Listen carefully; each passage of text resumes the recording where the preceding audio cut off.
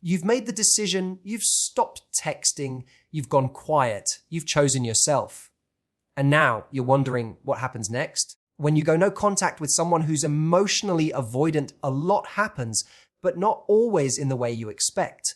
And before we talk about them, let's talk about you. Because no contact isn't just a strategy, it's a boundary. It's a moment where you say, I'm no longer going to invest in someone who doesn't invest back. Avoidant people fear closeness, but not because you're too much. Often, it's because connection threatens their emotional control. So when you pull away, it creates space, and space does something powerful. It reveals. Sometimes they'll come back, curious, confused, maybe even apologetic. But you'll notice something: they don't always come back changed. The question isn't do they reach out? The question is, do they show up differently? No contact is not punishment, it's clarity. You're no longer dancing around inconsistency. You're saying, I'm not available for breadcrumbs. And in that silence, you gain power, emotional peace, perspective. This isn't about games, it's about gravity. The moment you stop orbiting them, you come back into your own center. And that's where real love, mutual, secure, safe love, can finally find you. When you decide to go no contact, it's easy to fall into the trap of thinking you're playing a game. Maybe part of you hopes they'll notice your absence and come running back. Maybe you're hoping that by withdrawing, you'll trigger some kind of awakening in them. That's understandable, especially when emotions are raw. But no contact, when done with intention, isn't about mind games. It's not about manipulation or trying to control their behavior. It's a boundary, and boundaries are about protecting your peace, not punishing someone else. Going no contact is a way of saying, I can no longer participate in something that leaves me emotionally drained. When you're involved with someone who is avoidant, you often find yourself chasing connection, over-explaining, or constantly trying to decode mixed signals. It becomes exhausting. You start giving more than you're getting, over-functioning in the relationship just to keep it from falling apart. That's not love. That's survival mode. And in survival mode, there's no space for true connection, only constant anxiety. When you stop engaging, it's not a test for them. It's a moment of truth for you. You're finally acknowledging that something isn't working, and you're no longer willing to compromise your emotional health just to maintain a fragile attachment. This is about reclaiming your emotional autonomy. You're no longer willing to be held hostage by the hope that they might one day meet you where you are. For someone who is avoidant, your silence might be confusing. They might even misread it as coldness or resentment. But that's not your responsibility. Your responsibility is to yourself, to stop participating in a dynamic that constantly leaves you questioning your worth. When someone is avoidant, they tend to pull away when things get intimate. They fear vulnerability, even if they crave connection on some level. You can't change that pattern by over-giving, nor can you fix it by staying silent and waiting for them to get it. What you can do is create enough space for both of you to see the truth. And sometimes, the truth is that they were never emotionally available in the first place. By going no contact, you send a clear signal not to them, but to yourself. You're no longer willing to be the emotional caretaker in a one-sided relationship. You're no longer signing up for ambiguity, inconsistency, or emotional withdrawal. You're creating a boundary not to punish them, but to protect the version of yourself that deserves safety, consistency, and reciprocal effort. No contact isn't loud. It doesn't come with a dramatic goodbye or a demand for closure. It's quiet but powerful. It's the act of removing yourself from a situation that is eroding your self-worth, even if part of you still hopes it could work. That's not cold. That's courageous. You're not trying to make someone chase you. You're simply done chasing someone who won't stop running. When someone with an avoidant attachment style pulls away, it's easy to internalize their behavior as a reflection of your own shortcomings. You might start asking yourself if you were too intense, too emotional, too available. The silence feels like rejection, and rejection, especially when it's subtle and prolonged, can feel personal. But the truth is, avoidant behavior is rarely about you. It's not that you were too much, it's that closeness feels unsafe to them. Intimacy to someone who is avoidant can trigger a sense of losing control, of being engulfed, or of becoming dependent. And those fears run deep, often rooted in early experiences they may not even fully understand. Avoidants tend to create emotional distance to feel safe. The moment a relationship begins to require vulnerability, they instinctively retreat. This doesn't mean they don't care. In fact, many avoidants crave connection on a subconscious level, but their need for independence and self-protection overrides their desire for closeness. So when you begin to get close, when you start to express your needs, when the bond starts to deepen, that's when they pull back. Not because you're doing something wrong, but because intimacy feels threatening to their sense of emotional stability. It can be especially painful because the early stages of a connection with an avoidant partner often feel promising. They may come across as warm, charming, and engaging until emotional depth starts to form. That's when they begin to create space. They may ghost, withdraw, or become emotionally inconsistent. This shift is confusing, and it often leads to self-blame. But what you're experiencing is not a reaction to who you are, it's a reflection of what they fear. Understanding this doesn't excuse the behavior, but it does allow you to stop taking it so personally. It helps you detach from the narrative that you need to earn their affection or prove your worth. You are not the cause of their emotional distance. They are navigating a defense system that was likely built long before you arrived. That's not something you can fix, and it's not something you should try to. Trying harder, being more patient, or proving how safe you are rarely changes their behavior. In fact, it often deepens the dynamic where you give more and receive less, and that imbalance slowly erodes your sense of self. The truth is, you shouldn't have to convince someone to be close to you. You shouldn't have to work endlessly to be met with emotional availability. Their fear of intimacy is theirs to work through, if they choose to. But your role isn't to shrink, silence your needs, or stay in a holding pattern, hoping they'll change. Your job is to recognize the difference between someone who needs time and someone who uses avoidance as a long-term strategy to keep emotional closeness at bay. You didn't cause their fear of intimacy, you just bumped into it. And that distinction matters because it reminds you that their distance is about their discomfort with connection, not your unworthiness of love. When you go no contact with someone who is emotionally avoidant, one of the most confusing parts is what happens next. Sometimes they reach out, sometimes they don't. But the real question isn't whether they come back, it's how they come back. Their response doesn't just reflect whether they miss you, it reveals what they're ready for, what they're capable of emotionally, and whether anything inside them has actually shifted. Avoidant individuals often feel a temporary pull toward connection once the pressure of intimacy is removed. So when you go silent, it can create the illusion of loss for them. That absence might stir something, curiosity, guilt, or even longing. They may send a casual message like, "Hey, how have you been?"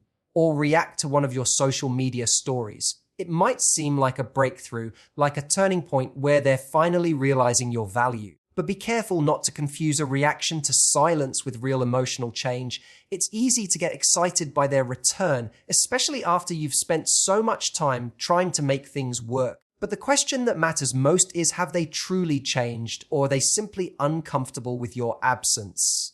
One is about them growing. The other is about them soothing their own discomfort without the intention to meet you any more deeply than before. Avoidants often fear being alone, just like anyone else. But their need to re-engage can be driven by a desire to re-establish control or reduce anxiety, rather than to build a secure connection. That's why if you break no contact the moment they return, you may find yourself in the same cycle all over again, short-term closeness followed by emotional distance. The only difference is now you're more aware of the pattern. So when they come back, watch their behavior. Are they taking accountability for their past avoidance? Are they expressing real understanding of how their distance affected the relationship? Are they showing consistency, follow through, and emotional presence? Or are they just giving you enough to pull you back in? These aren't trick questions. They're honest assessments of whether someone is ready for the kind of relationship you deserve. Your silence should not be something they interrupt out of convenience. It should be respected, and if they truly want another chance, their return should be grounded in effort, not just nostalgia or temporary loneliness. Growth is shown in action. It's in the willingness to have uncomfortable conversations. It's in their ability to meet your emotional needs without shutting down or disappearing. No contact gives them space, but it also gives you clarity. If they reach out and nothing has changed, that's an answer. If they reach out and everything has changed, that's another. Either way, your job is not to assume change just because they missed you. Your job is to observe whether the version of them showing up now is any more capable of sustaining the kind of connection that you were always ready to offer. When you're caught in a relationship with someone emotionally avoidant, your reality becomes distorted. You spend so much time analyzing their behavior, questioning your worth, and trying to interpret silence that you begin to lose your own clarity. It becomes hard to tell the difference between love and anxiety, between connection and confusion. You become emotionally entangled in a pattern of chasing, waiting, hoping. No contact breaks that cycle. It removes the emotional noise long enough for you to start seeing the situation and yourself more clearly. The hardest part about being close to an avoidant person is the inconsistency. One moment they seem open, even affectionate. The next they pull away with no warning. That push-pull dynamic keeps you in a state of emotional limbo. You're constantly adjusting, trying to be what they need, trying to not push them away by being too available, too honest, too real. But that constant self-editing creates emotional confusion. It makes you question what's normal, and over time, you start to lose connection with your own emotional needs. When you go no contact, it's like lifting a fog. Without their mixed signals, you begin to hear your own thoughts again. The silence, though painful at first, creates a space that had been crowded with anxiety and second guessing. In that space, your perspective returns. You begin to remember what it feels like to be emotionally steady. You start to see just how much energy you were investing into something that never gave you consistent emotional safety in return. One of the most powerful realizations that can happen during no contact is recognizing how much of yourself you were giving away in an attempt to hold the connection together. You may start to see how much effort you were putting into decoding their moods, softening your needs, and managing their discomfort while ignoring your own. When that stops, you begin to reconnect with a version of yourself that isn't constantly bracing for disappointment or tiptoeing around emotional walls. Perspective also reveals the emotional cost of staying in a relationship that constantly left you unsure of where you stood. When you're in it, you normalize things you shouldn't, being ignored, having to initiate every conversation, being blamed for wanting closeness. No contact brings all of that into focus. You start to see the pattern for what it was, not love, but an anxious loop you were caught in. This clarity can be uncomfortable. It can bring grief, anger, even regret. But it's also empowering. It reminds you that you were never too much for wanting closeness. You were just asking it from someone who wasn't able or willing to offer it. And once you see that clearly, you stop romanticizing crumbs, you stop making excuses, you begin to crave something healthier, something mutual, secure, and emotionally grounded. Perspective isn't instant. It arrives slowly, through the silence, through the moments you choose not to reach out, and through the strength you build by sitting with discomfort instead of running from it. Over time, the more distance you have, the more clearly you see the truth of what the relationship was and what it wasn't. There's something powerful that happens when you stop chasing someone who won't stop running. At first, it feels like loss. Silence can be heavy when you've been so used to filling the space with effort, texts, calls, explanations, reassurances. You've spent so much time trying to hold the connection together that stepping away can feel like failure. But in truth, that silence is where your power begins to return. The moment you choose not to engage with someone who continually avoids connection is the moment you begin to return to yourself. When you're in a dynamic with an avoidant partner, you often end up giving your power away without even realizing it. You start adjusting your needs, walking on emotional eggshells, trying to make yourself easier to love. You tone down your feelings, question your instincts, and carry the weight of the relationship almost entirely on your own. Over time, this erodes your sense of self. You begin to mistake emotional deprivation for normalcy, and you convince yourself that love always feels like anxiety and uncertainty. No contact breaks that illusion. In the absence of their mixed signals and inconsistency, you begin to hear yourself again. Your intuition gets louder, your emotional footing begins to stabilize, the silence that once felt unbearable starts to feel like space to breathe, to reflect, and to remember who you were before you were trying so hard to be enough for someone who couldn't meet you. You begin to reclaim the energy that was being poured into a relationship that didn't pour back into you. The real shift isn't just in them not being there.